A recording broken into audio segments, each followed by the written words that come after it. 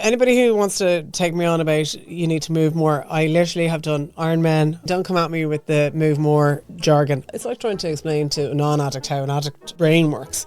I have literally been a size 18 and a size 8 many times. So eventually I was like, right, I decided to take the plunge and I researched Ozempic. Instantaneously, it just felt full, and I had never experienced that in my life. It was this really obvious cycle now in hindsight, but at the time I couldn't really see it. It was a real cycle of being love bombed. He'd be like the most romantic, amazing person. We'd do these incredible adventures, and then he would be like fully just crazy abusive, and then he'd gaslight me and be like, well, it's your fault. My mum had a big falling out with him, and then that's his excuse to say, well, see, they want to come between us type thing. Yeah. And you'd be like, oh, well, maybe you're right, you know. And I also think that they 100% fully believe their own propaganda, but like this chasm of omission is also true. When I look back through previous relationships, Was there a reason for that? it's all about people pleasing, me wanting to gain somebody's love and somebody's affection, and ultimately attracting people that were not able to ever meet me. My mum was busy and one of 4 kids, and maybe I didn't get the love and the attention that I needed or wanted. And so I went and repeated that in my later years. I had this period in time where I was like, well, I didn't have to do anything for anybody else, and it was actually just for me. And for me, that was an epiphany. The happiest cohort of people on the planet are married men, and the unhappiest cohort of people on the planet are married women. Now, it was very tastefully done. Tasteful dick and balls. The average woman doesn't know the difference between Lizzie lip filler doing filler in her kitchen in wherever versus Katrina Ryan, professor of dermatology. I got diagnosed with ADHD actually probably over 2 years ago. I don't usually sit down and watch TV. As a kid even, I never watched all those movies that everyone's watched. My mind is always really busy with thoughts. I'm always thinking about 20 million things, and then I'm tired. I need more sleep than other people. But when I look back over my whole adulthood, I had that light bulb moment. It's that learning about yourself, but it also coincides with perimenopause. I love that tipsy feeling. I have learned that it actually causes my anxiety to be worse the next day.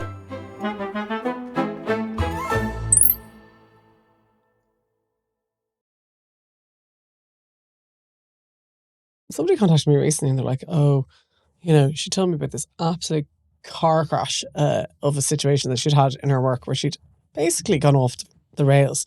An ex-addict had a total relapse, gone off the rails, made an absolute show of herself at like a work function, wrecked a hotel room. And then she was dismissed, fired on the back of it. And she was like, well, I'm an addict, and it's, you know, a disease as much as any other disease, and I don't see why I should be dismissed for it. Should I be taking on constructive dismissal case or an unfair dismissal case? And I was like, people are fucking mad. And then I was like, if I were you, I'd just fucking walk away and hope to fuck you never need to look for a reference of them. Oh my God. Yeah, people are mad. And I was like, you may have a disease, right? And you may have had a relapse, but like somebody who has cancer doesn't wreck a hotel room and wreck a company reputation. You know what I mean? But it's like we're very litigious though, aren't we here? Yeah, and everyone's always looking for cash, and you know, I got 10 grand out of that. You know, we have a thing in Ireland called a book of quantum. It's literally a phone book, and it's like a finger is worth, you know, if it's severed here, it's worth 4 grand. If it's severed here, it's worth 8 grand. If it's here, it's 15 grand. And like the whole book of quantum, and you know, what your body parts are worth, and scars are worth, and scars are worth more on a woman than they are on a man, and mad stuff. Jesus. You know, yeah. It's a whole different world. It is crazy. Nikki Dwyer, welcome back. Thank you very much, fabulous pharmacist. It's fabulous to be here. How are you? Good, I'm good. I'm, you know, in the thick of it at the moment, in the run-up to our event, but, you know, working hard, playing hard, as always. The last time you were on was a couple of years ago. Yeah. And again, we were doing it just before the Future Beauty event, which is on in the RDS, by the way, March 1st. Totally clashes with my Viva La Vulva show, but it's on the 2nd. Yeah. And first and the 2nd of March. And it's now the Future Beauty and Health and Fertility show. Yeah. Well, the Future Fertility show is a separate event, but they're in adjoining halls. And if you go to the fertility event, you can come into the beauty event, and if you go to the beauty event, you can go into the fertility event. But the essence of it is the same. It's like educate, empower proper experts, you know, whether it's fertility or women's health or beauty or aesthetic medicine. That's the kind of premise of it all, is that we've kind of cut through all the bullshit that, you know, everyone's so confused about. And it was interesting because last year was the first time you did feature fertility, and you were like, oh, I don't know how this is going to go. And then it was such a gamble. It was such a gamble. And then it was actually the most popular one, or it's the most exciting one that you did. It was just, like, it's one of these things that's like a bittersweet thing. Originally how the fertility thing came about is that these fertility clinics were saying, we'd love to be a part of your beauty and health event. And I kind of thought, like, Liz and I had a discussion about it, and I was like, God, is it a bit grubby having, like, somebody maybe talking about IVF and miscarriage and these really sensitive things, and then in the next stand we're talking about, face threads and Botox and fillers. And I thought, like, it really kind of warrants its own space, and it needs to be a safe space. And, so we were like, we'll just take this tiny little room beside the beauty event, and we can kind of put the clinics in there. And it was only supposed to ever be a couple of clinics, and it turned into this huge big thing last year.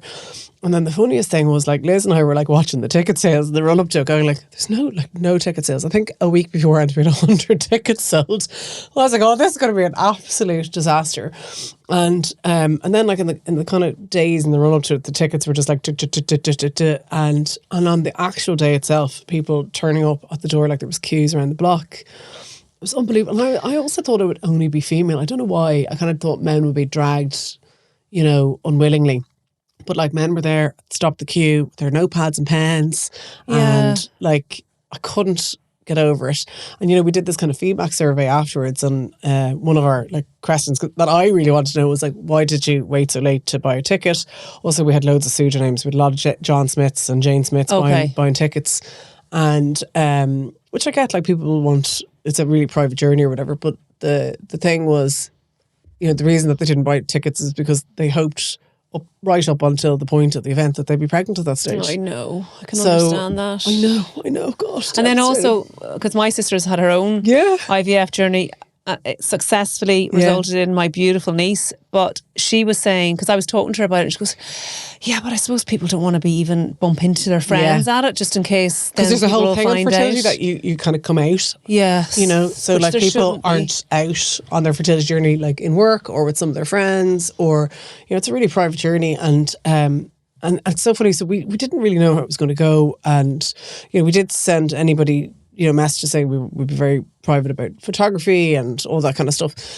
But it's funny, I think people teetered into the event very cautiously, and then by the end of it everyone was like, don't care, and really got stuck in, and there was a real good community environment. And then this year it's like escalated to, like, outrageous proportions, so it's like double the size. We've got speakers from all over the world. Like, we've got, like, the best endo doctors from Canada flying in, and amazing doctors from, like, it's amazing. Do you have to pay them to fly in, or are they happy to come? Yeah, it's a bit of everything. Like, there's a few contra deals and stuff going on. But, like, we've paid for some really good speakers that, I mean, give it a real international aspect. That, because I think the reality is, like, if you're on that journey, A, it's confusing. B, it's so personal. Like, you could turn up to a clinic and be like, oh, I really didn't like that person. Do you know, I just didn't like them. I don't like their vibe or whatever. And, like, you need to feel that you can trust this person with your future family, effectively. And then, like, one person's attitude towards, fertility might be totally incongruent with what you believe yourself. And so we've kind of done our best to cover all the lids and all the pots, and have the complementary therapies, and, because there's great supports out there. There's deadly midwives who, like, will literally handhold you on your whole journey, and they'll be the advocates for you and ask the questions that maybe you don't know to ask yourself. And then we've got all these, like, deadly genetic testing companies who do, like, really advanced genetic testing and just brilliant stuff. And, like, it saves you kind of traipsing from clinic to clinic going, well, actually, that didn't work, or those people just want me to go for IVF first, and actually what I need is to find some answers. So it's, again, so that you come, if you're, like, starting on that journey, or if you're far down the line in that journey, you can find what fits and works for you. But, like, we've had loads of babies already from last year. Have you? Yeah, we met our the first future fertility baby, came to the launch. This tiny little, oh my God, the gorgeous baby. And she had been, I won't, like, use her name or anything, but, like, she had been trying to get pregnant for 15 years. She'd spent 120 grand on treatments, like, absolute banana stuff. Lost an ovary, lost a tube. Anyway, like I really horrific. I had multiple miscarriages, and she came to our event. She made like a connection with this amazing Dr. Lyuda. Did you have her here on your event? No, but I will. Oh, she's brilliant. Yeah, and like she's really, she's quite like at the forefront of immunology and fertility. Okay. And she does this special thing called like a killer cell protocol. So basically, it's where your body, you can get pregnant, but you can't stay pregnant because your body sees it as a foreign object and attacks it and effectively, rejects it. Okay. And so she does all this amazing stuff. And like, essentially, I mean, I'm short circuiting like, a long period of trying and trial and error. But essentially, you're put on these really complicated immunology drugs that you would put somebody who's had, an organ donor. Okay. So that they don't reject the pregnancy, and all sorts of other clever kind of things like PRP, so that the body gets used to the foreign object or the foreign sperm, and it's just incredible. Anyway, she has a baby, and 47. Can I ask you, are you on the immunotherapy throughout the pregnancy, or is it only at the start? Yeah, throughout the pregnancy. But this particular person was, and she found it hard then to find an ob-gynae who would allow her to stay on these drugs, because a lot of the ob-gynaes were like, we wouldn't agree with you being on these drugs. But like, I mean, she's had 15 years of miscarriages and failed pregnancies. So, and I think this is where the kind of foreign clinics and new, fresh ideas come into play for fertility. So you've got all these amazing, because we tend to be a little bit behind in Ireland. Oh, you reckon? Didn't know that. I know.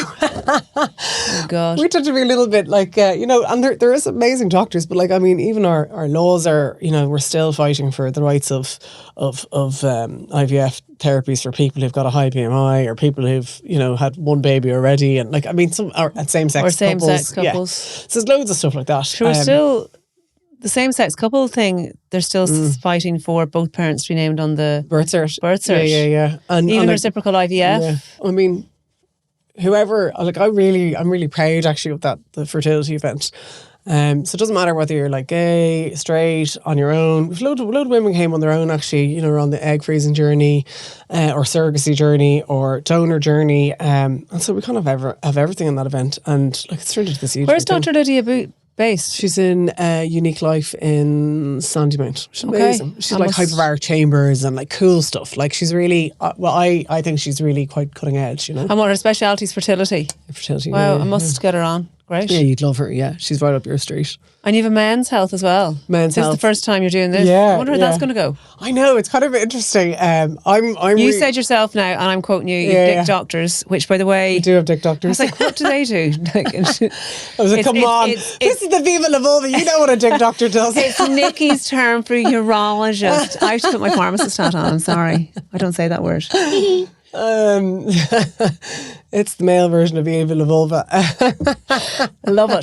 So who's going to be there? So we have amazing people, like, we have urologists, cardiologists. You can do like VO2 max testing. You can do infrared saunas and ice cold baths, and meet like incredible sports personalities. And so how are the ticket sales going for that? Well, like we haven't really launched them yet, so none of that will officially launch until after this event, and then we'll go hell for leather on that. You can't kind of do it all at the same time, Oh, okay. So that's not until October, yeah. Oh, sorry, the men's health isn't with the Future Beauty. No.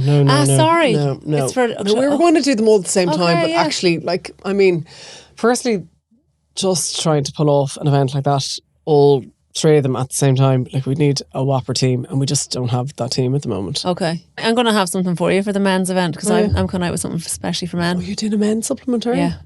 Is it, will the dick doctors love it? Well, actually, this is just between you and me. Well, actually, anyone who listens as well. Just between you, me, and the nation who listens to this. I actually wanted, the product, we have the product, and the illustrations on the front of it, I always go for like this kind of like motif that's kind of faded in the background. Yeah. And I wanted... Cock and balls. I wanted to put a little, just a little one, like a little rocket. So people could look at it and go, is it a rocket or is it a penis and testicles? And I was literally cock blocked from doing it. I was told by my business partner, and our distributor was like, Laura, you just can't do that. I They said- totally disagree. I think you should totally do it. thought, because I thought, look, it's kind of in your face, but it's a really I good guarantee product. if you'd asked somebody a couple of years ago, should I run an event called Viva la Hall? They'd be like, absolutely not. Like, I are know. you joking? But look, the first thing's gone to print. We'll see. But look, they said you can use all that kind of stuff in your social media, but maybe just to have it on the shelf. Other pharmacists may not want that on the shelf. Now, it was very tastefully done. Tasteful dick and balls. we went for like a testosterone molecule instead. Anyway. Okay, so I'm looking forward to that. Okay, so I actually have you on as well as to talk about the show that's coming up. I wanted to talk to you about how the hell you got into everything that you're doing, because you are a lawyer. Yeah. But prior to that, what did you do? You did biochem or something? No. What was your political science or something? No, philosophy was my original degree. Philosophy, okay. Yeah, so I did a degree in philosophy. Philosophy and computer science randomly, but anyhow, like that was literally 100 years ago. Okay. And then, I left college. I was very young going into college. I was 16, turning 17, going in first year college. Like, I mean, like, What? I know. How come? I skipped You didn't do fourth year. transition year, obviously. Yeah, and I was young kind of starting anyhow, but like I remember just, I hadn't a clue what I wanted to do. Like I was really young. Yeah. So I did a good old fashioned arts degree up in UCD, and, kind of my major was philosophy, and I love philosophy, and I love, the ethics and the arguments and the debate and, stoicism, and, it's kind of, I still read philosophy books to this day, like, so when I left college, I suppose I was a bit disillusioned as to what I was going to do with a philosophy degree, and I can give you a spoiler alert, fuck off. So don't do philosophy. It's a lovely degree to do if you're interested in it, but it's not exactly, Is it a really just 4 years of I think, therefore I am? I think, therefore I am, yes. It totally is, yeah. And I mean, it's great to create analytical thinking, and if you're an academic, it's particularly, enjoyable. And if you enjoy that kind of balanced argument and trying to see things from other people's point of view, I mean, it's great. And actually, as a foundation for a lawyer, it's a brilliant degree, because I suppose it equips you to be a good debater, which essentially all good lawyers are, So it kind of was a natural transition into law then for me, and I went and did law and became a lawyer, and did the hard slog of an apprenticeship, which is, Jesus God, a tough old going. Is it? Yeah, God. I think you're getting paid 10 or 15 grand back in the day, and you'd be killing yourself. And, did you dress up like all the sexy solicitors dress up? Yeah. With the I used to wear these 3-piece suits, with like a the fluffy blouse. No, I wasn't fluffy at all. I was all like, proper suited and booted lawyer with the everything was black, and you'd wear the fishnet tights and the high heels, and lawyers always had the women lawyers always go for the sexy tights, because you have to be kind of bland or else it's your only expression of interest is these hoary tights, Speaking of which, I'm mad into these fishnetty or pattern tights at the minute. I got them all. I got a load of them in St. Stephen's Green tights store, and I'm just addicted to them now. So I just any chance to put them on. They used to always I don't know, is it a Thai thing for me, but I used to always tear them, and then they're kind of great on you, so I stopped wearing them. Okay. No, not it's hard to get the seam of the, if you just have a line up the back, it's hard to get that seam squiggly. Straight. Yeah. So I don't go for them. I've learned my lesson with them. Okay, so you did all the dressing up and the sexy lawyer stuff. I did sexy lawyer stuff. I don't know whether was I the sexy lawyer, but anyway, in my mind's eye, I think I was the sexy lawyer, but maybe I wasn't. And during all this, you managed to get married, didn't you? I met somebody in the middle of all of this, and I properly fell head over heels in love very quickly. And was it an Irish man? Irish man, big, tall, dark, handsome, good-looking man, and came into my life, and I mean, love bombed me. Love bomb. What does love bomb look like to someone that doesn't understand what that means? So it's, if you think something is too good to be true, it normally is. All right, okay. I mean, when somebody comes in that doesn't really know you, and it's these over-the-top, romantic gestures, and I mean, really, like what? Hollywood kind of stuff. Just, first dates was brought on with this picnic and flowers and romantic music playing in the background, and sending me these sonnets, and I mean, were you not bleh. I think I was so oh my God, this is what real love is. Did you not show Liz? Liz is her sister, by the way, who she runs Fertility with. Did Liz not go bleh? Seems like the type of thing she'd do. Yeah. I mean, I think I was so, I mean, I literally was like one of those Disney characters with the stars, going around totally like, just like, oh my God. And so I met this guy and fell madly in love. And I mean, I suppose this is like a story as old as time for, normally the other way around, but I suppose I was blindsided. Fell in love, and a couple of years down the line, the sparkly shine wore off fairly lively, and he started to show his kind of real true colours. And I suppose like this really kind of nasty person would kind of come out and just be quite like abusive, really, actually, if I'm perfectly frank. And what did he work as? This is the beauty. Nothing. So at the time, and it all goes into this whole, the lies, right? So I was kind of fed this story that, he'd had a company and he'd sold his shares and he'd made some money. And, at this stage, he was just kind of at this nice stage in his life where he's just investing his cash and I kind of trader, so yeah, this kind of crack, yeah. And I kind of was like, wow, and I was like a young lawyer at the time, like still really working hard and earning my slog. So I was like, oh, that's so amazing, and he's really done well for himself, and he had the nice car, and he, kind of looked the part and all the rest.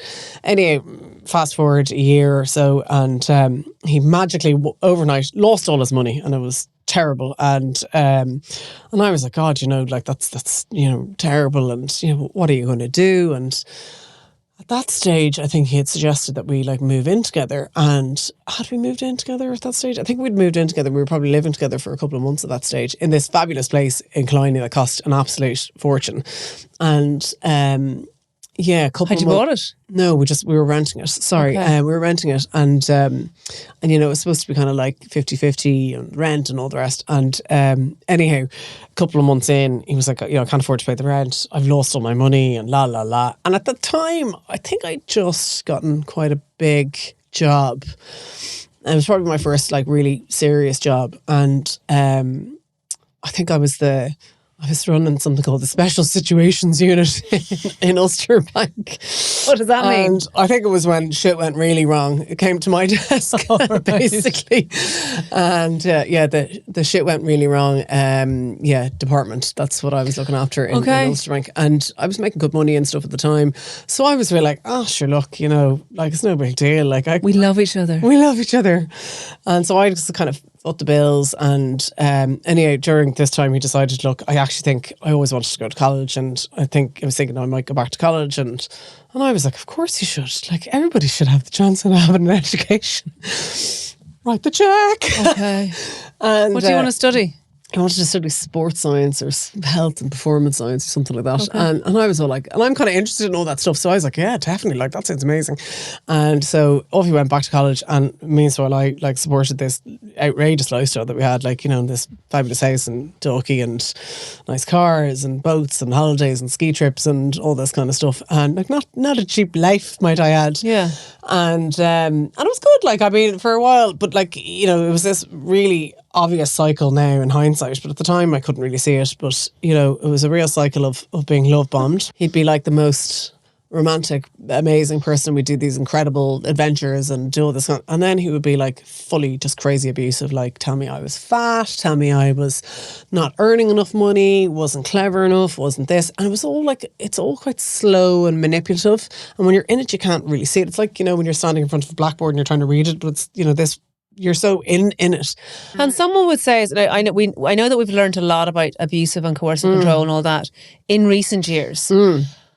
But someone might turn around to someone like you who's a very strong personality, clearly a lady who's self-confident, well-educated, stand up for herself, going, come on now. I swear to God, I mean, because it's not like, a couple months in and then they show their true colours and then you're like, see you later. Like you're invested at this stage. You're a couple of years in, and it's a slow thing. It's like, it's like little digs turn into, quite nasty things, and, and also like what he used to, which is quite kind of manipulative, I suppose, was that like he'd know when he'd go too far, and then he'd pull it all back in again, and then he'd gaslight me and be like, well, it's your fault because actually, if you hadn't said X, Y, and Z, I defend myself, then we would have never gotten to this point.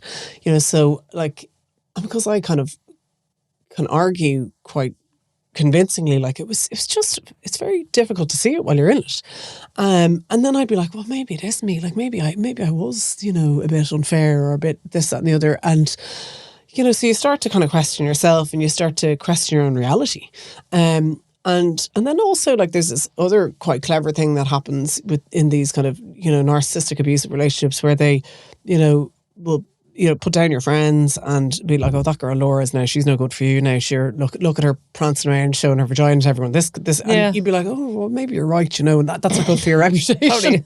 Yeah, but it's a slow. That example might be. But okay, it's a slow isolation. But isn't that from the thing? people. They isolate you from your people. Okay, so he started then to try and isolate you from your friends. Do you think that they do it deliberately, or do you think? Yeah, I don't know. I wonder. Do they No. meet someone and go, right, I'm going to deliberately do this, or do you think it just slowly happens? No, it's not. I don't know is the answer, but I don't believe that there is. I don't think there is that. Like, I actually think it comes from a place of total insecurity, and so what they actually are attracted to is people who have like their shit together, because they think that that's the mirroring of who the person that they are, but actually it's not the person that they are at all. It's the person that they want to be, and they want to be more like you, but when they can't be, they take you down and they belittle you, and it's a very slow kind of thing, and I also think that they 100% fully believe their own propaganda. So I guarantee you, like, if you asked him for a version of events, he'd like tell you some absolute horseshit that he has believed. Like, he will say something like, things didn't work out between Nikki and I, and I tried really hard, and we just weren't the right match, which, I mean, essentially is true, right? But like, I mean, he'll have left out the 98% of the other crazy shit that happened. So like, he'll cherry pick the things that suit his agenda and reinforce their version of events. And this is the really difficult thing to fight with a narcissist, because what they're saying is true. So yes, things did not work out between us. Yes, we didn't get on, and fundamentally we tried to make it work for many years. And it's very sad for blah blah blah blah. All those things are true, but like, this chasm of emission is also true, and so when you're having this argument with them, they're like, well, I'm being factual and I'm being correct, and you're like, you are, but you're not looking at the full picture here. So it's very difficult to kind of be in this kind of relationship with somebody. Did you marry him? Yeah. So this went on, I know, like, oh my God, if I could talk to my younger self. We're about 5 years in, and he announces that he was going to go on this Erasmus, off to Australia. And I was kind of like, all my pals were long married and having kids and stuff at this stage. And I was like, right, well, if you're off to Australia, see you later. I won't be here when you come back. And he was like, what? Like, you won't be here when I come back? And I was like, well, look, I mean, we're 5 years in at this stage, or 4 or 5 years in, whatever it was. So I won't be hanging around anymore. Like, if there's no future in this, I need to get on and move on with my life. And also, I'm sitting here paying for everything. Like, will you swan off around the world? And I think that gave him like a real kick up the hill. Well, I thought it gave him the kick up the hill that he needed, but I mean, basically what it did was, he was like, well, I mean, I need to keep this like supply going, and I need to pay this person who's financing and funding my life going. So he like pulled out the big love bombs again and did the huge big romantic proposal on a camel in Morocco. Like, I mean like, I want to slap my younger self. I really do. I know. I remember being literally maybe not so bowled over the way my husband proposed to me, because he literally goes one day. So literally it was like, so will we get married? I remember thinking, Jesus. But now when I hear that, and I when I hear that, I'm like, actually. He's actually, so that's maybe the way he is in life as well, which is great, because you know what you're getting. Steady Eddie, right? You know what you're getting. Yeah. And so anyway, I was all like, oh, this is great. Anyway, off we went to Australia, grand. And so you got married? We got engaged. We got engaged. And then he went to Australia. He went off to Australia because he had to kind of keep me on the hook, right? So for how long did he go to Australia for? He was going to Australia for, I think, 6 or 7 months. And did you trust him when he was over there? And this is the whole thing. He was like, because I was like, all right, so we're engaged now, so when are we getting married?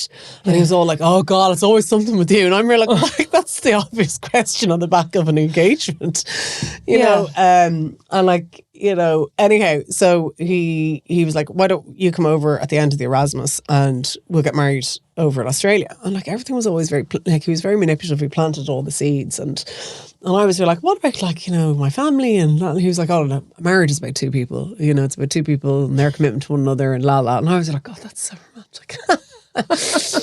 And you're right, it is. And like this big 40 grand shindig, you know, that's not worth it, and la la la la. Anyhow, so I was like, right, we'll go. So I had a hen party, gotten about a couple of weeks before I was due to go to Australia. He, you know, rings me up one night and he goes, I don't think we should get married.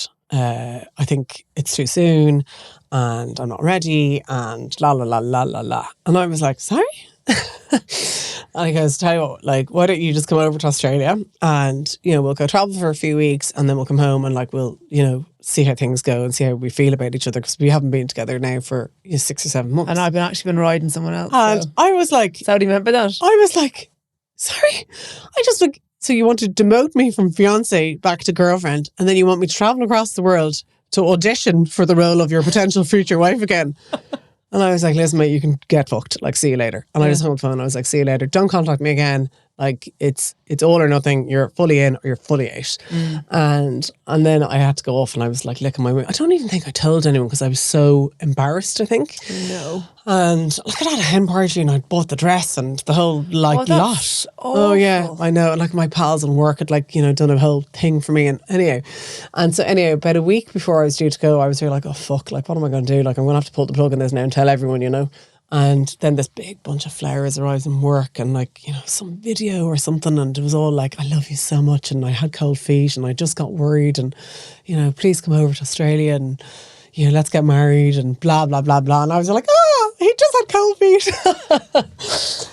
And again, like I believed what I wanted to believe, right? Hot, cold, and like, it? and then there's the dynamic of that as well. By the way, is like you're like absolutely devastated and the pain, and like you're in pain, and then like somebody rescues you out of the pain. The person who's caused you the pain has rescued you from the pain, and it's so complicated in your brain. And so I just kind of dove straight in and was like, oh my God, amazing. And off we went to Australia, and, you know, he organised everything. He organised the wedding. He organised like, and I mean, for a lawyer, for me to relinquish control about like the nuance of details and stuff like that, again, was weird. But that's what happened. And off we went to this tiny island in the middle of nowhere and got married. Came home.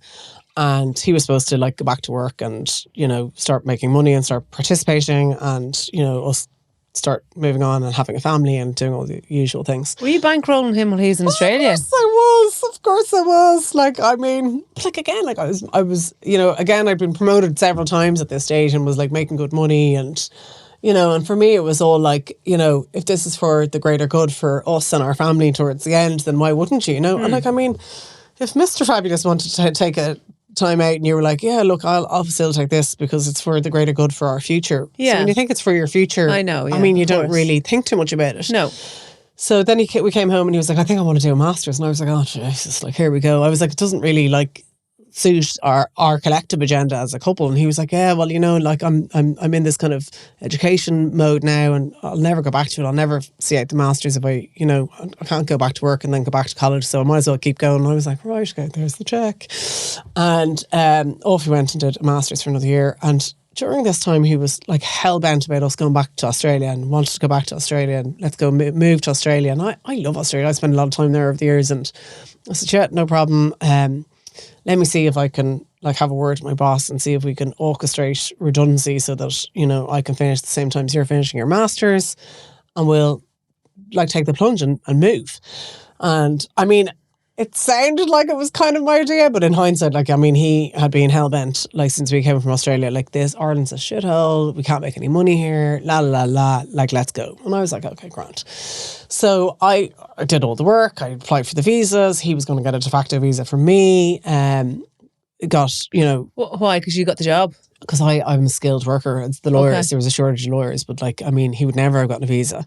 Okay. And So I had to do all the work and also orchestrate the redundancy and, talk to and like, by the way, at this stage, like I was kind of, an amazing job that I'd worked really hard for like 10 plus years to get to, and doing like, amazing cases and amazing transactions and things like that. Like I was kind of like, Were really you at the still top in of your when the game. shit hits the fan department, or had you moved up? No, I definitely moved up, yeah. So I Okay. was looking after the litigation book and NAM at that stage. And so, I was doing amazing things like big loan sales and anyhow. And so he this all kind of came about and I was trying to get jobs and onto the Attorney General over in Australia. And, it was all teeing up.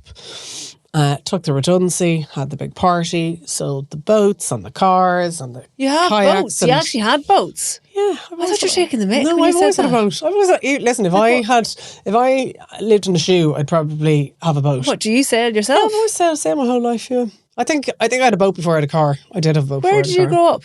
In Blackrock. And did you sail around there then, or down by We always Seapoint? sailed as kids, yeah. Oh, did you? Our whole Okay. lives, yeah. And even when I was Because absolutely... I know a few people that sail and they took it up when they were kids and they just love it. Oh, I yeah. can think of nothing worse. Even when I was like batshit broke as a like poor student with no money, I still had like a tiny boat. And I still... And would you go out with your full makeup on the boat? I just can't imagine you because you're so glam. I'm like the other side of it. You see only one side of me. The other Okay. side of me is now. So you're not in the boat with the Bare wind in your chills. face Bare chills. and the mascara kind of like dripping. Okay.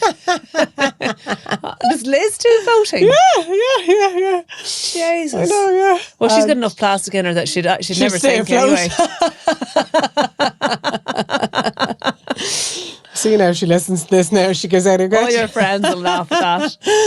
So we're like, we basically sold everything, packed up everything, sold all the worldly goods that we didn't need, and had the goodbye party and the whole lot.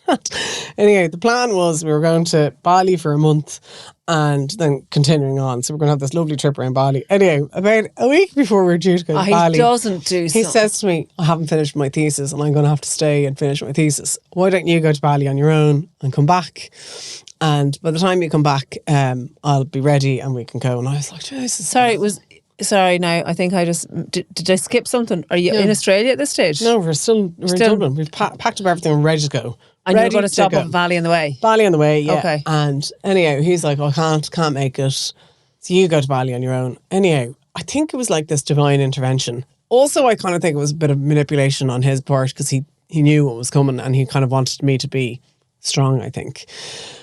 I mean, that's my take on it, but whether that's actually true or not, I mean, that's probably me giving him far more credit than he's due. And anyway, I went off to Bali on this mad little, full Eat, Pray, Love journey. Like, I went full tilt into the woo-woo, like Reiki, mushrooms, like, finding myself. And also, like, I mean, I had just finished, like, my job and I was in this really strange time in my life where, starting a new journey, and I was like, this is a really nice time for me to kind of just reset. How old were you at this stage, roughly? 35. Oh, it wasn't that long ago. No. Yeah. I thought this was all in your 20s. Okay, No. About 35, I think. 35, yeah, about that, I think. I have a very warped sense of time, actually.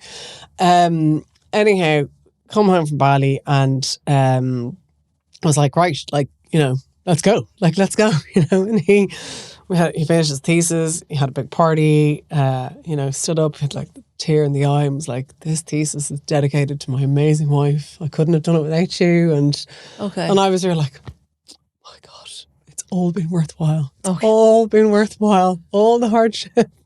Anyway, fast forward literally a couple of days, and I come home from yoga class one day and like everything's gone. And I was like, oh my God, we've been burgled. We've been fucking burgled. And like, I'm like running around the house going, oh my God, like the bikes and everything was packed, right? So the bikes are gone, like his boxes are gone. And I always remember the rice cooker, the ring of dust around something that's been sitting in your kitchen for a long time. The rice cooker was gone. And I was like, why would a burglar rob a rice cooker? And that was like the aha moment. Like, I laugh at it now, but at the time it was fucking devastating. And I was like, all his stuff was gone. Mine wasn't. And I was like, oh my God, he's gone. Like, he's actually gone. He's pulled a fast one here. And doorbell rang, turned up on the door, and he was like, I need to have a chat. I have a confession to make. I met somebody when I was in Australia and I had an affair. And I was like, what? Like, before we got married? He's like, yeah, I had an affair before we got married. And I was like, in my head, I was like, why is he telling me this now? I don't need to Do you know what this. I mean? Like, several years down the line. And he was like, yeah. And basically, like, I'm going over to Australia to be with her. And I was like, sorry? So, like, so you didn't just have an affair. Like, you had an affair and you have, like, you've been having a relationship since before we got married with another person while I've been financing and funding your life. And she was like, essentially, like, yeah. And obviously communicating with her the whole time. Yeah. And had he ever gone over to see her unbeknownst to you? I don't know. Couldn't tell you. Maybe. Okay. I knew she had been here. I obviously did the full psycho bird thing and went, like, found her online. And, did you? Oh, yeah. And deep dived through every single post on Instagram. And like, was she good looking? No. I mean... You know the way. That's and then I was so annoyed. I was like, if you're going to fucking trade me in, like, at least trade up, you know? Did you ever contact her? I thought about it for a long time. And, like, initially I was like... She probably didn't have a You're clue. a stupid cow. Do you know what I mean? And then I kind of realised that, like, I mean, he's such a con man. You wouldn't know what he told her. You know what I mean? But I did think about contacting her for a long time. And in that time period, did you deliberately not have children? Because he wanted to finish college and get into a position where he could provide for me and a family and la, la, la, la, la. Okay. And like, so like those good baby years were stolen from me, like stolen. And like I'd said to him all along, many times throughout the years, I was like, you know, if you don't want kids or this isn't, like, tell me now and let's cut this short because I don't want to waste my time with you. And he was all like, oh no, it's all like, I'll give you everything you want and la, la, la, la. And he was just full of shit. Like he told me whatever I wanted to hear as long as I went along with his plans, basically. And like, when I look back on it all, I mean, I was such a shell coming out of that relationship. Like I had no self-esteem. My confidence had taken such a beating. And it was all like, I mean, a real slow erosion of things. And it was just small things like, you know, like I would consider myself quite an accomplished athlete, and you know, he would just criticize everything. He'd be like, you know, you're the way you cycle is wrong, or you don't move your knees on the pedals more. We went skiing once and he was like, you know, you don't do this and you don't turn. And I'm like, anybody can explain. Like, I can look at a snooker table and I know that if I hit the ball here, it's going to go there. But it doesn't mean I can fucking actually do it. Do you know what I mean? Like, otherwise we'd all be professional athletes and professional, like, at everything. Just because you can understand how something is done doesn't mean you can automatically do it. Like, it takes practice and, you know, trial and error. And he used to drive me fucking mental. And it was just a slow erosion of my confidence. Like, did your family see it? Oh yeah, 100%. Yeah. And did they try and tell you? Yeah, like, and even my best pals, I remember my like two of my best pals sat me down on my hen party and they're like, you know, you don't need to go through with this wedding. And like, we were all locked at that stage and I was like, that'd be so funny. Like, oh yeah. And I think they were like, we're not being funny, you know, but like, I kind of, I believed what I wanted to believe, you know. And my sisters all intervened, like, and, you know, Liz at one stage had a massive blow-up argument with him. My mum had a big falling out with him. And then that's his excuse to say, well, see, they want to come between us type thing. Yeah. And it was real like, oh, your family are real interfering, your family are this and your family are that. And I were like, God, well, you know, like, they're not like exactly a Brady Bunch here, you know. But, and again, it's just like manipulation. Like, it was just wild. It's wild. And like, I mean, if there's something I want people to understand, like, is that you think that people in abusive relationships are, you know, these weak people who, you know, have no self-esteem or self-respect or whatever, but it doesn't happen like that. You don't walk into a relationship, somebody punches you in the face. That's not what happens. Like, what happens is you go into a relationship, you fall in love, and it's a slow erosion of things, and things happen, and you don't know whether it's external things or current things or mental health problems. And it's, you know, an accumulation of things, and you find yourself in a position where you're like, Jesus Christ. Why didn't he just bloody well stay in Australia when he could have done? Because he needed somebody to bankroll his life. Oh my God. He wanted to do his masters. He could have stayed in Australia, but sure, he had an agenda, like, and his, you know. That's like almost sociopathic. Oh, it's totally sociopathic. Mapping out what you want. Totally sociopathic. So what happened after then? And it's funny because, you know, I remember one of his pals saying to me once, like, you know, he will get what he wants always at any cost, and he has no regard for rules. this is part of that whole narcissistic personality disorder. They have this like grandioseness where they feel like the rules don't apply to them, and that they need to achieve whatever they want to achieve at any cost. And people are insignificant to them. People's emotions are insignificant to them. But do they lack empathy? Did he lack empathy? Total lack of empathy, yeah. Okay. Like, so narcissists are sociopaths, really.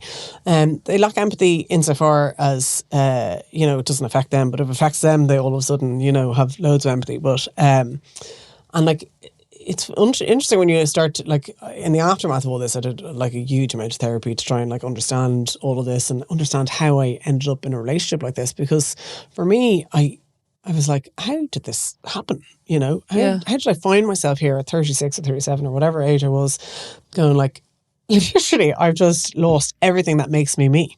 So I've lost my job, my house, my husband, my mother had died as well. And your mum died? Yeah, in the aftermath. I feel like crying. It actually sounds awful. Oh, it was absolutely, devastating. And did your mum know, did she die worrying about you then? She is so funny. Like, my last text message on my phone from my mum, I had sent her a message saying, like, I think we had gotten engaged at this stage. And my mum said to me, you're going to have a hard life with him. His head is easily turned. And I always remember her saying that. And I was like, what the fuck does that mean? And I always thought it was a bit of a bitchy thing for her to say. It was a wise thing for her to say. It was a wise thing for her to say. And then my last message to her, like on my phone, was, I was like, do I have your blessing? Like, I'd love, like, she was dying at this stage and I wanted her blessing. This is another thing, actually. I'd said to him at one stage, I said, we're engaged at this point, and he was heading off to Australia. And I said, well, we're not just get married now. Well, my mum's still here and still alive, because she won't be for much longer. And I remember he blew up and was like, I'm not going to be dictated to by anybody. When we get married, it should be our decision, not anybody else's, and this, that, and the other. And I was really like, oh, fucking my mother's time. It's not like, if we're going to get married, what's the... And there's always an excuse, and there was always, so the whole thing was just very manipulative and very, but just utterly devastating to find yourself like. And the thing I was the most angry about was the kid thing. I was like, I had said all along, I was like, I always wanted kids, and like, if you're going to waste my time, or if this isn't for you, just walk away. Don't waste my best years. Yeah, just walk away. Like, don't, leave me in this kind of position or whatever. Which, I mean, again, reckless disregard for other people. So I found myself in this really precarious situation where I was kind of stripped of everything that made me me. And I felt just like devastated beyond belief. And I'm laughing coming back to my philosophy, but like, there's this T.S. Eliot quote, and it's something like, I've been, when you look back at a time and you find something, I call it like a life raft, right? So we all find these life rafts. It might be a person or a thing or a picture or whatever. And I found this quote, and this is me going back to my philosophy books and reading these things and like looking for inspiration. And I remember I found this and it like resonated, and I printed it out and I stuck it on the back of a wardrobe, and I remember looking at it like every night going, I just need to hold on to that lifeline now. I've been freed from the self that pretends to be somebody, and in becoming no one, I began to live. It's been worthwhile dying to find out what life is.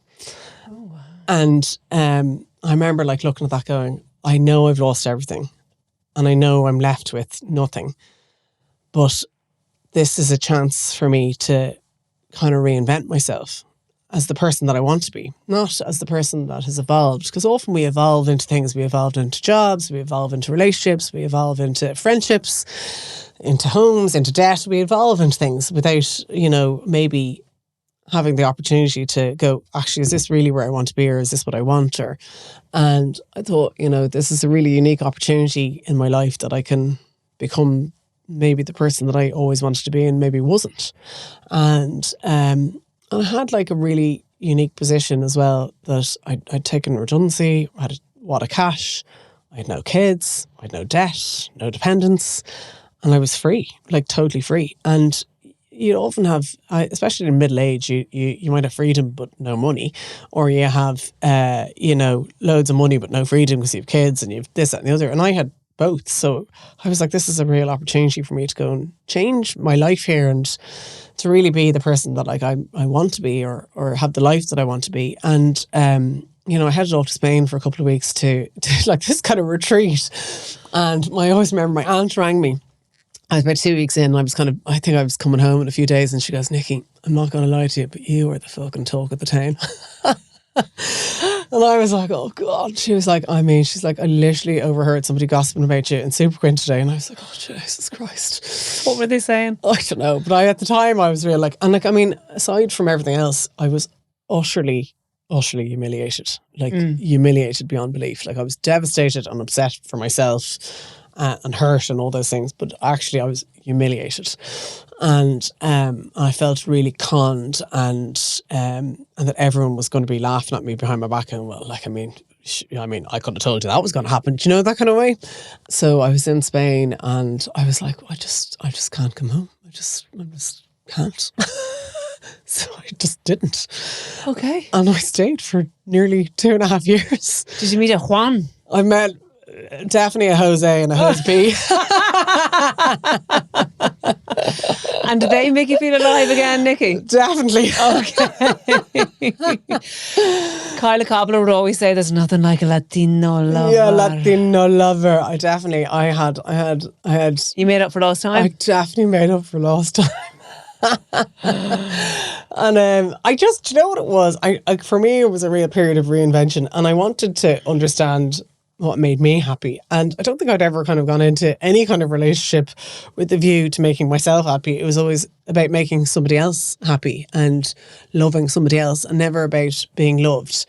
And it was part of this whole, learning and therapy and all the rest. And so for me, it was even from a sexual point of view, like it was about like me enjoying sex for me and like having a real sexual awakening. And, I met this hot Dutch guy who was absolutely filthy.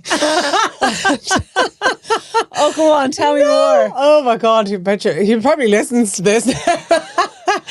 Just give us a little clue. Come on, you can't say something like that. Strap-ons. It was just, into strap-ons, there was you loving it. I'd say Mr. Fabulous is like getting pegged at the weekends. Will you stop? Oh my God, we're going to have to remove that. Too funny. I know. Do you know what? It was a time in my life where I was like, I didn't know anyone either. So I was like, I could be whoever I want to be. There's no like shame, no judgment. And I could just really like lick my wounds and heal. And, so I spent a long time over there and finding my feet again. And, spent a lot of time sailing, actually. Sailing and cycling was like the thing I did the most. You weren't working? No, so I literally was sailing around the Med, going over, sailing to Ibiza and sailing here and there and everywhere. And then riding? Sailing and riding, yeah. Bikes, Laura. And I had a great time. And, kind of throughout all this, like a real kind of sense of self grew again. And I came to a realization very quickly that like I had been obviously in like this really abusive relationship. And I was like, how the fuck did that happen? And also I had this real sense of I wouldn't ever survive that again. And when I look back through previous relationships, smaller, relationships through my teens and 20s and stuff, like a lot of them followed a similar pattern with these, as my family called them, slick pricks and flash harries, And I always loved the old flash harries and the slick pricks. Was there a reason for that? Did your therapy get to the bottom of that at all? Yeah, kind of. Like, again, it's all about like, me being kind of people pleasing a bit and wanting to gain somebody's love and somebody's affection, and ultimately attracting people that were not able to ever meet me. And I think it comes back to like a long family thing, and my relationship with my mom, and how I kind of felt as a child growing up that I was looking for attention, looking for love. And my mom was busy and she's one of 4 kids, and maybe I didn't get the love and the attention that I needed or wanted. And so I went and repeated that in my later years with meeting people that couldn't give me love or attention either. You repeat the things that you learn. And I suppose I was so busy pouring myself into other people and pouring myself into, my career and achieving and, always kind of like, achieving the next thing and the next thing, and then like looking for the praise or the validation and then not getting it, and this kind of comes back to the whole thing where I had this period in time where I was like, well, I didn't have to do anything for anybody else. And it was actually just for me, for a change, and learning how to do things for me. And for me, that was like an epiphany. And I mean, lots of people live their life like that the whole time, but I never lived my life like that. I live my life for other people all the time. I think a lot of women could relate to parts of what you're saying about living for other people, making other people happy, and maybe We're not conditioned to do it. But and maybe not when you're younger in your 20s, but once you get married and have kids, you definitely feel you're living for other people's happiness, don't you? Yeah, especially as a mother. Like, I think you definitely, and when you get married, you pour yourself into relationships, and you pour yourself into your kids, and you pour yourself into their careers and their sporting activities and accolades and all those kind of things. I think as women we're conditioned to do that, and men, like I read an interesting statistic recently where it's like the happiest cohort of people on the planet are married men, and the unhappiest cohort of people on the planet are married women.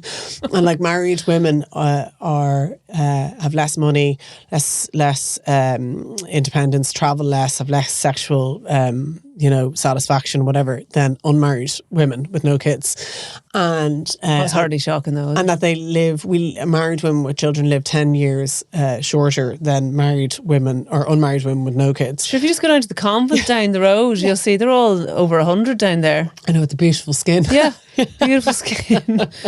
Not a man to bother them. I know, she'd be delighted. If we go off and live in a commune, we'd all be delighted with ourselves. So anyhow, fast forward, I got a phone call from Liz one day. This is how I came about doing this job. And Liz was like, my sister was at the time a beauty editor, and she was doing a program at the time called Extreme Beauty on TV3, and basically a lot of kind of what we do now, which is like testing and trialing treatments and aesthetic treatments and beauty trends and that kind of thing. And she goes, like there's this real demand for information about this and about, real information. I think I'm going to do like an event. And I was like, all right, yeah. And, she was talking about like renting a room out in the Shelburne and like doing this kind of small event. And I was like, what are you talking about? Like, if you're going to do it, you've got to do like a proper event. There's no money in doing like a small event. And there's as much work in a small event as there is a big event. Mm-hmm. So like, and she was like, like it costs a lot of money to kind of front load that and blah, blah, blah, blah. And I had cash and time and business acumen, and like Liz and I are real yin and yang, like Liz be very creative and she's great PR and social media and all that kind of stuff, the stuff that I kind of actually shy away from. And I like the other side of it, like I like the business side of it, and I love a good spreadsheet, and I love a financial plan, and I love a strategy, and all those things. You're looking at me going, I'm allergic. I'm Liz and my husband's you. Yeah, that's basically it. Yeah, and you kind of need those two things for a company to work or whatever. And so I was, so that's how the kind of the seed for Future Beauty grew. And, within a couple of weeks we'd been talking about it, and I wanted to go off and get some mad procedure done, and I was researching it, and I was like, I love all this, but like it's so confusing. And anyhow, short story, we were like, that was the birth of Future Beauty. And did you copy the idea of anyone else that was doing it? It was just it was the seed of the idea. Wow, yeah, it's great. Yeah. How long is it running now? Since that was 2018. We had our first event started 2019. Because I think I was at that with the skincare brand. Yeah, you were still working as a pharmacist at the time. Yeah. I remember Liz saying to me, what the fuck are you still doing working in pharmacy? Do you remember I went and met you and I was like, jump off the cliff and pack in that job, will you? What are you... You actually work as a pharmacist. I remember you coming into the job. You remember you asked me, you're like, do you remember when you left law, were you nervous? And I was like, yeah, but like, just fucking do it. Yeah. Look at you now. It was one of those things. And like, the essence of it was that we were all about empowering women. Yeah. And it was all about, like at the time, and even now, still 5 years on, like, the average woman doesn't know the difference between Lizzie lip filler, doing filler in her kitchen in wherever, versus, Katrina Ryan, professor of dermatology. Yeah. Except for the differences. One's 150 quid and the other one's 900 quid. Yeah. And like, so for us, it was like, people haven't a clue what they're doing. And it started out a bit about Botox and boob jobs, and the kind of aesthetic medicine side of it, but it very quickly evolved into women's health. And like at that very first year, we had like a full gynae panel, and we were like, I don't know if anybody's going to want to hear about, incontinence, but that was our most attended talk. Yeah, and, of course it was.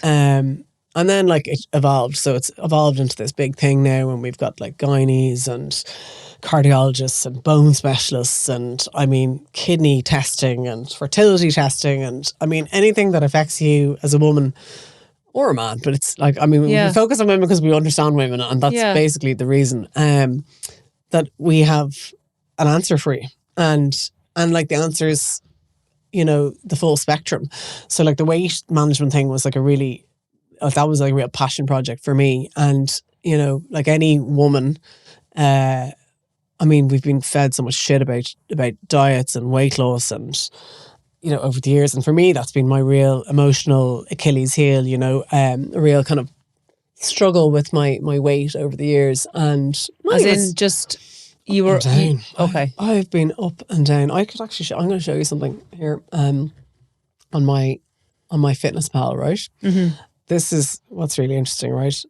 I'm going to show you my Fitness Pal. Okay.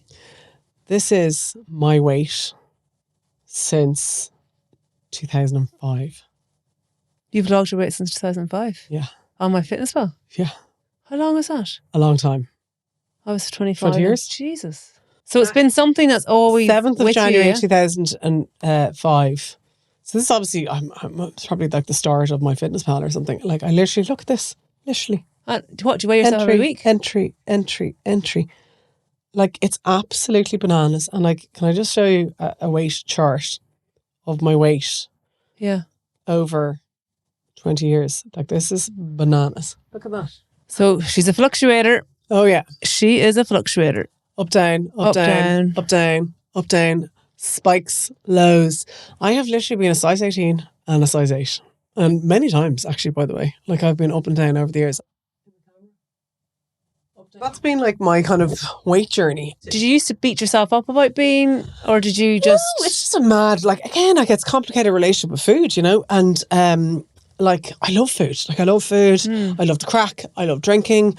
I love, you know, eating out with people. But I now, years later, and it has taken me this many years, 43 years, to understand it. I fully believe that I have like a metabolic disorder and that I never felt full for my whole life. Ever. Well, you know that is actually a thing. Like, if you'd said that 3-4 years ago, people would have laughed and said, no, you're just lazy and you're just a gorger. And Liz probably still laughs at you. Oh yeah, fat and lazy, stop eating things. But like I literally never felt full. Ever. My whole life. It's the strangest thing. And I never understood that because like you and I would be eating and I would be, you might like, you know, there's one friend, she like, you know, she's like picks like a bird. She moves food around a plate and I'd just be like, Jesus, like, is she going to eat that? Oh yeah. And I'd eat like a full meal and then I'd be like, oh, I wonder is there anything else to eat now? And 5 minutes later I'd be like, oh, I don't know, my cup of tea. Oh, I could do with a biscuit. And I'm just never full. Well, Liz would say you always have something in your mouth, as in whether it was a cup of tea. Orally fixated is actually a thing I've now come to understand. Is actually a whole thing about it. So, you do well in the porn industry, so wouldn't you? Well, I mean, if this career doesn't work out, I'm sure there's a market for middle-aged blondes. Definitely. Actually, interestingly enough, I was at a show at the weekend. I was talking at a women's empowerment event, right? And this random video of me was taken of me walking into the room and going up onto the stage. Now I'm in this like gold catsuit. I saw it, yoke, right? And it doesn't even really fit me properly. It's probably a bit up my arse, and it's got like over 2.5 million views now, right? Wow. And there's nothing in it except me walking up onto stage. And I kill myself. I kill myself doing like health content online that might get like 60,000 views or 100,000 views. I'm like, and then that thing where I do no effort put into it, I'm like maybe I should just change direction and just shake my ass and in a gold catsuit. And that's the way to go viral online. But it is interesting. There's nothing to that. It's not even that interesting. I suppose people are standing up in an audience, but I know. I often think that even about our stuff as well. Like we do funny things and. You know, we like you guys, like we've content creators and we've social media people and we do these things and they tank. And you're like, Jesus Christ, we spend half a day doing that. Half a day and money doing it. And then you do something else funny, like off the cuff or not even whatever. And it goes absolutely through the roof. And another thing that I did randomly, which really struck me, I went online last year and I just put up a video sitting at the kitchen table. It goes, I have high cholesterol, and if you want to come on the journey with me, like kind of follow along. Again, like over 1 million views. Weird, isn't it? And then like if I go though and talk about cholesterol lowering tablets, it's like flops because people are bored. So it is interesting. I know, it's funny, isn't it? People just want to relate to the hardship and not to the journey, I think. Do you know what I mean? Maybe that's it. Do you know what I'm going to start doing actually? I'm going to put on now start putting up just problems and without solutions. Yeah. That's how to go viral. Yeah, totally. Interesting. Like, though, I know. It's true though, isn't it? Yeah, like.